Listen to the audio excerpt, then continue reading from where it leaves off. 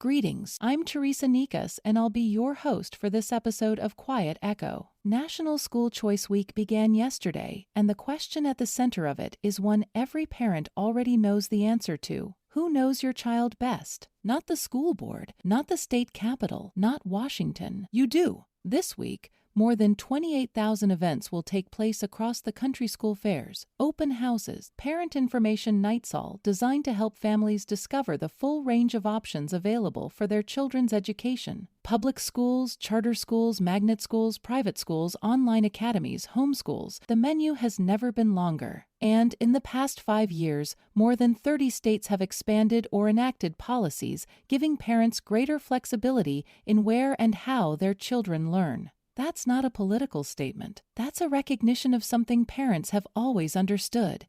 Every child is different. The child who thrives in a large classroom with structured routines may have a sibling who wilts under the same conditions. The student who needs hands-on learning may sit 2 rows behind the student who devours books. Some children flourish in faith-based environments. Others need the specialized focus of a STEM academy. Some do their best work at the kitchen table with a parent nearby. No bureaucracy can sort all that out. Only a parent can. Andrew Campanella, CEO of the National School Choice Awareness Foundation, put it simply: it's about recognizing what makes each child unique and helping them reach their fullest potential. That's not an argument against public schools. Some of the finest educators I know teach in public classrooms, and many families are deeply satisfied with their local schools. The point isn't to criticize any one type of school. The point is to recognize that parents, not systems, are the best judges of what their children need. Here in Cedar Valley, we've seen what happens when families take ownership of their children's futures. We've seen struggling students come alive when they find the right fit. We've seen parents sacrifice and stretch and make hard choices because they believed their child was worth it. That's not ideology, that's love. Critics worry about oversight. They worry about funding. They worry about what happens to the schools families leave behind. Those are fair questions, and they deserve honest answers. But they shouldn't be used to hold families hostage to a system that isn't working for their child. A school that's perfect for one student may be failing another. And the parent sitting at the breakfast table watching their child dread another day knows that better than any policy paper ever will. Education isn't one size fits all. It never was. The only people who ever believed that were the ones who never had to watch their own child struggle in a place that didn't fit. If you're happy with your child's school, wonderful. Stand up and say so. Let other families know what's working. But if you've been wondering whether there's something better out there,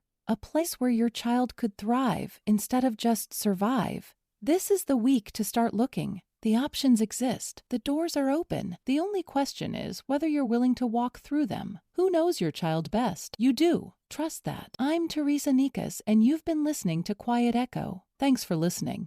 Quiet Echo is part of the fictional Cedar Valley news series. While the people in town are fictional, the national events they reflect on are real. Want to know the full story behind Cedar Valley? Teresa, Caleb, Dan, and the community you've come to know in these editorials first came together in Quiet Echo. When loud voices divide, quiet ones bring together. Discover how a small town found its way from fear to fellowship, one quiet act of courage at a time. Available on Amazon. I'll put the link in the show notes. You've been listening to the Cedar Valley News Podcast, where small-town voices meet the headlines shaping our world. From faith and family to front porches and fields. We'll be back with more stories connecting real lives to real events.